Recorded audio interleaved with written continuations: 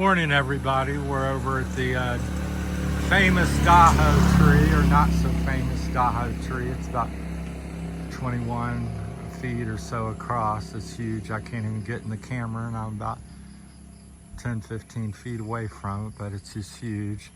Anyhow, we're up there walking to Kabaegan. It's Wednesday morning, I believe, the 28th of May.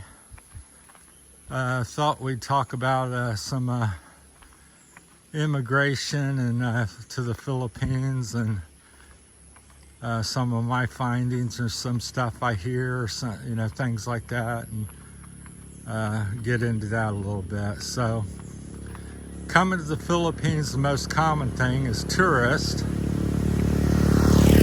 What's interesting to me, even though there's 5, 6, 7 different, I don't know how many number of different, there's several, at least 4 or 5, up to 6, 7 different ways you can immigrate to the Philippines.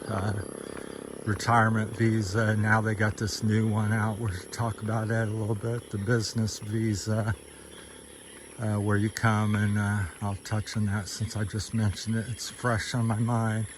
Where you come, and I think it's 75,000 pesos.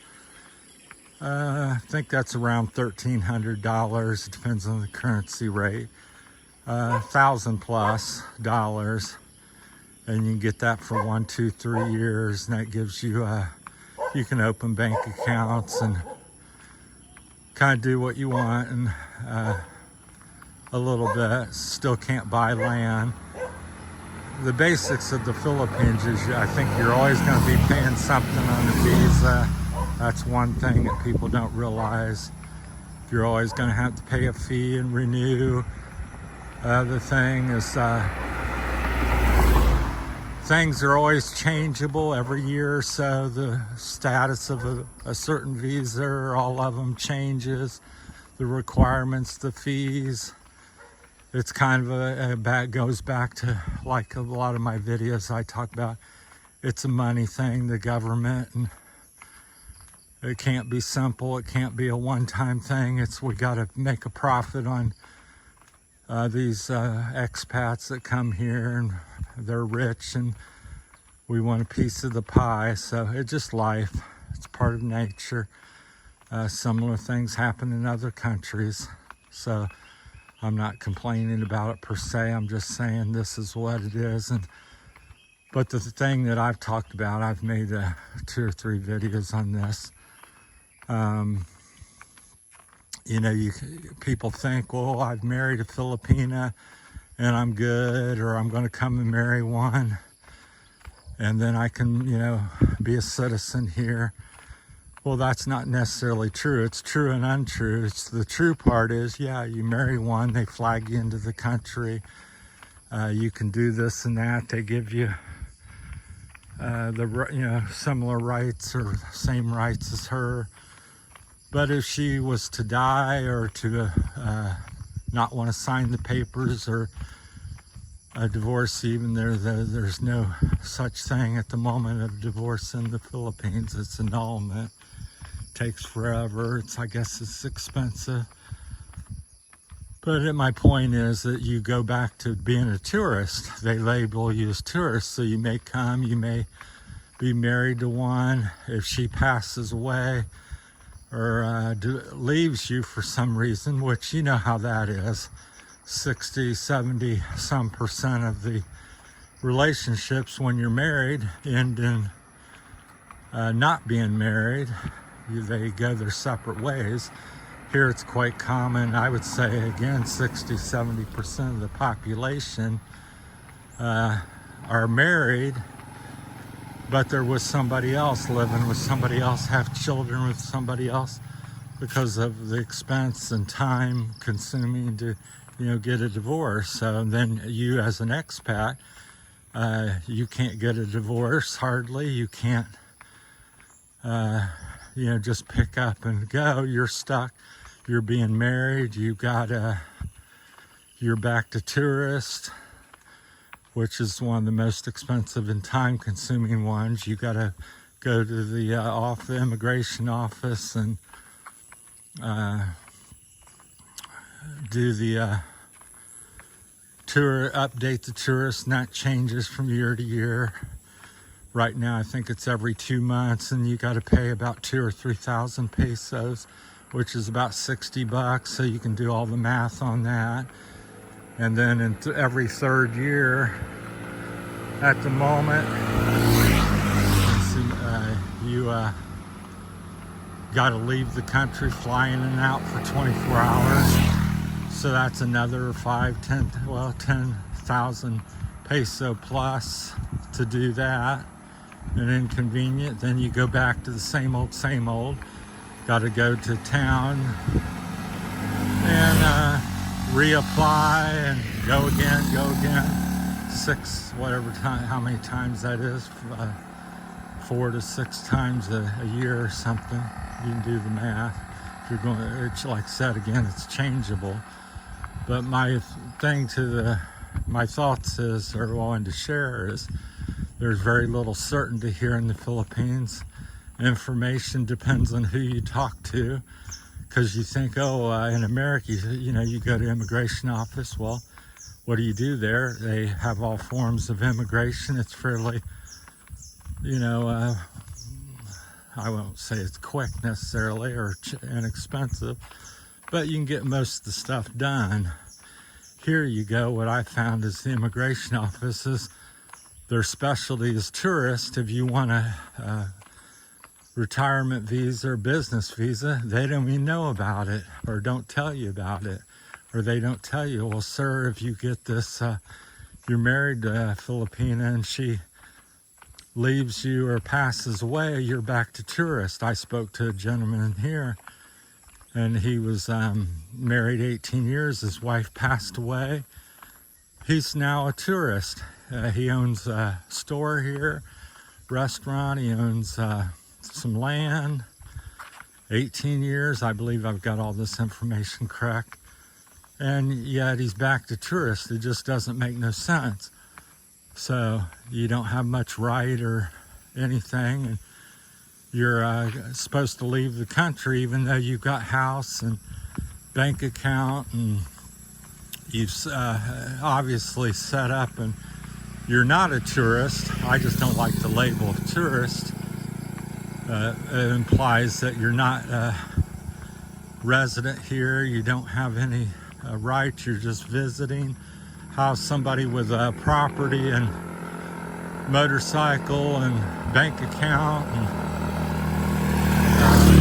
how is that person a tourist when they've been living here for 3 years or 10 years or 15 years? So think about that as you come. Do I know which visa to apply for or recommend for you? I would, again, just think and research, just answer questions. I finally found somebody after 3 years here in Port-au-Prince. I can't remember her name, but she's so far very impressive, very thorough, gave the prices, what each one cost in a period of time, which one she would recommend for you, the ins and outs of it. If you have a question, she knows the answer. So I can get you her name and information if you'd like. But she's in Port-au-Prince, and the thing is, all of Palawan, I believe she's the only one that can do anything like that. So it's very, you don't have, you can go to immigration all you want, but they typically don't know and don't process any of most of the visas, and they're not going to tell you much.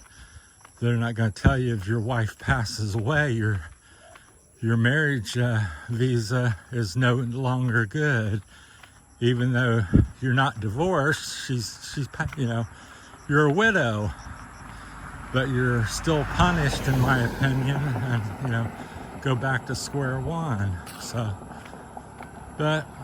think and beware, and not everything you hear, and every time you hear something, it's changeable.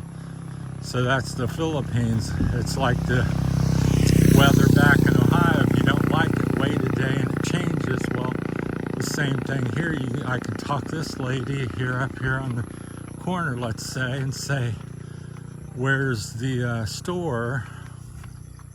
And she may say, well, it's 10 minutes up the road, you know, or something. I talked to another person. Morning. Hey, morning, guys. You know, a few minutes more up the road and say, where that? She may say, not here, sir, or point, you know, back down the road or something. So it's just like you go into an office. I've heard this story many times and experienced it. I go to get my license here. I thought, oh, it's simple. I'm a licensed driver. It's good here in America. I just renewed it. No, sir, can't do. You got to take health tests. You got to take written tests, driving tests, or all these things. 3 or 4 days to, you know, 1, 2, 3 months to do all that. Talked to another guy. He goes, oh, I walk in. She said 6,000 pesos. I give her money. A week or so later, I got my license. He's you know, expat as well. So get busy talking and forget about the camera work. But yeah, we're going up a little hill right now, so I'm getting a little bit out of breath. So it's a lot of that type of stuff here in the Philippines. So when you get an answer or somebody tells you something, don't take it as gospel. Just like, you know, friendly people here. Yes, the people are friendly, but just a culture thing. Does that mean everybody's your friend and not gonna, you know, take advantage of you in some way or tell you the reality of it? It's like my current girlfriend. Oh, next day, all the time. Very same type of language. I said, in America, we just simply say yes, no. If we don't want to do something or don't like you, we say no most of the time. If we're going to do something and we say yes, we meet you at 8 o'clock, then we meet you at 8 o'clock typically. That's not, you know, across the board as usual. I never say that, and keep that in mind. This is, you know, just typical and the average. So that's what, you know, that's the difference between the East and West. So, but just things to be aware of. So that's my thoughts on immigration. So don't think just because you're married, or I'm going to come over and get married, or I am married to a Filipino, that, you know, everything's golden and I'm not going to, you know, it's not going to change on me. Hopefully maybe you stay married and she doesn't, or he doesn't pass away, and maybe you are, and the government doesn't change the rules. But here in the Philippines, I find it very changeable. So keep that in mind when you come. So, and I think if you can flow with that, just like in life, with all the other things, learn to you know, adapt and flow with it, and don't get overly stressed. Because whether you realize it or not, just like in America, I talk about that all the time. You may have insurance, you may have big bank account. Doctor may say you're healthy, but next time you go back, oh, you got stage 4 cancer.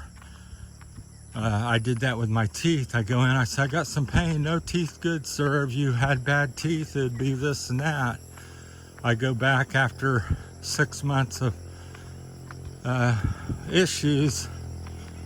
Oh, teeth rotten, can't save it, must pull. I said, what happened with the other 3 or 4 visits after years of trying to fix it? You know, I'm told by various doctors, so don't believe that just to follow into everything and not, you know, if you got an issue, keep pressing it and trying something different. So it really set me off when, you know, here I am, you trying to, teeth are important and valuable and irreplaceable as far as I'm concerned, and you're trying your best to do the right things, and then you're told no problem, sir, and then, oh, got big problem, no good anymore, it needs to be pulled. So it's that type of stuff with the flowing, I bring that up with the flow of life and things like that. So that's my time in immigration, the different things and just general. I don't have the ins and outs, but I did find somebody here in Plowin, a lady that handles stuff, very professional, and I would highly recommend. She's already gotten 2 customers from me. And a lot of that's because she's the only game in town, but I would recommend her, highly recommend her at this time. So I think her fee for my handling my case is 25,000 pesos, which is not necessarily cheap in the Philippines, but again, it's what she providing, and it is what it is. That's my time. Thanks for watching. Take care.